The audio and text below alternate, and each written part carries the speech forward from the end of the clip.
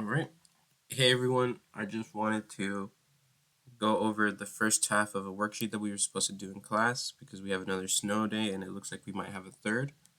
So, yeah, with that being said, we're just going to look at exponential graphs again. And I have a quick reminder right here that obviously our equation for looking at exponential graphs is going to be y is equal to a times b raised to the x power. Remember, a is your initial value, b is your rate. And so looking at the first question, it's saying that F, G, H, and J represent the amount of money in a bank account.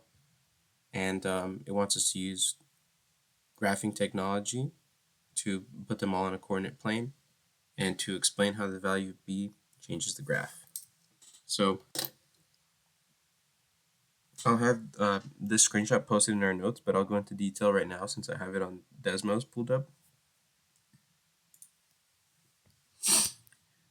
So we have three graphs. Obviously, three of them are increasing. One of them is decreasing. And what we can tell is the one on the left here is increasing the slowest. This one in the middle it's increasing, but it's the second fastest, and this one is increasing the fastest. And how we can deduce that looking at the numbers is obviously we have 2, 3, and 3.5, which is the same thing as 1.5. So 1.5 is obviously less than 2, and 2 is less than 3. So knowing that, we can see very clearly now that 3 over 2 is increasing, but it's increasing at the slowest rate. 2 is increasing at the second highest rate, and then since 3 is the largest multiplier, we have, or our largest rate, we have 3 increasing the fastest. And for J of x, we can see that it's just decreasing the whole time because obviously you're going to have 50 and it's going to get multiplied by 1/2. And then when you keep going, it's going to be multiplied by 1/4 and 1 over 16 and so on. And so that's how it changes the graph on the first question. And also a really important point, like if I were to ask you what the y-intercept is on all four of these, if you're still confused by that, I'm going to go ahead and scroll up all the way to our y-intercept. And for all four values, we see that our y-intercept is 0, 50, right? Because for 2, 3, 3.5, and 0.5, when you raise those numbers to 0, and remember, this is an important concept. When you raise those numbers to 0, you're always going to get 1 as your value. So when your input is 0, you're always going to have 1 times 50. So that's why they all share the same y-intercept. And so from there, let's go to the second question. Okay, so we have P, Q, and R. And it wants us to explain how changing the value of A changes the graph. So looking at these, we can tell that this one is increasing the fastest. This is the second fastest that's increasing. And this is the third fastest.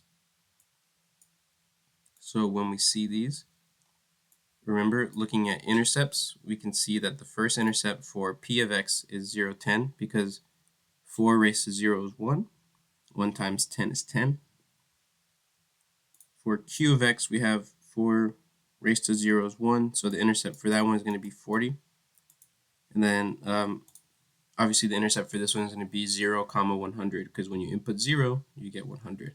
So what happens is when the initial value changes, the y-intercept changes, the multipliers are still going to go up, but based off of the initial value, that'll change just how fast it's growing. So obviously, like we were saying, 100 is going to change the fastest. This would be the second fastest, and this one's changing the slowest.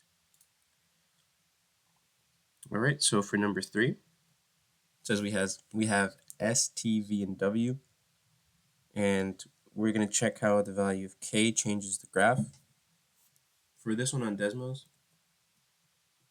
I put the parent function in, put 50 raised to 2x. So this is what it would look like if we weren't adding or subtracting. And this one very clearly is just to show you that when you add, when you have k just shifts the graph up or down.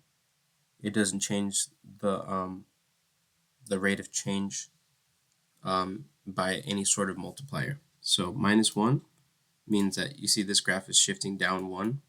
They're the same graphs, but just the red one, or S of x, is just 1 lower. For T of x, we see that we're just shifting upwards 2 units. Same graph, just shifting upwards 2 units. For V of x, same thing as the parent, except we're shifting up 5 units, so 1, 2, 3, 4, 5. And for W of x, we're shifting downwards 3 units. So that's what changing the value of k does to the graph. And looking at this last one, it says match each equation with the graph. Be prepared to explain your reasoning. So we see that we have 4 functions: m of x, n of x, p of x, q of x. Now, graphing these obviously gives you your answer, but so just looking at the graphs, obviously, this one is decreasing the fastest, second fastest, third fastest, slowest, right? When we're looking at this graph, the main thing to note is obviously the higher the denominator is, the faster the graph is going to decay, or just the lower the value of b is. So remember, we said that the graph is going to decrease if b is less than 1 but also greater than 0. So what we learned through this graph is the closer that b is to 0, the faster the graph is going to decay. So I'll say that, I'll write that down just for us to have. So the closer b is to 0,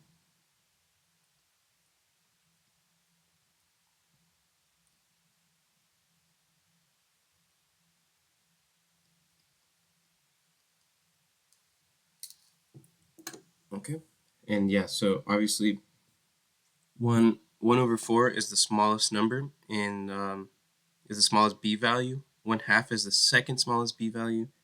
3/4 is the third smallest b value.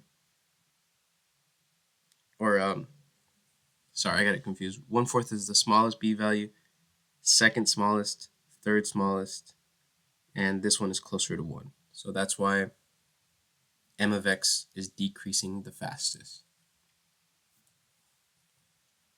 So with the notes that we just took, our discussion post for today is just going to be one question. It says functions f and g are defined by these two equations, and it says which function is decaying more quickly. Explain your reasoning. And obviously, and if you're watching this video, I'll just give you the answer straight away. The answer is going to be f of x, but I still need you to explain why. And it says use graphing technology to verify your response. So from there, you can just plug this into Desmos, and it'll help explain which one is correct. And yeah, with that being said, that's our little lesson for today. So thank you.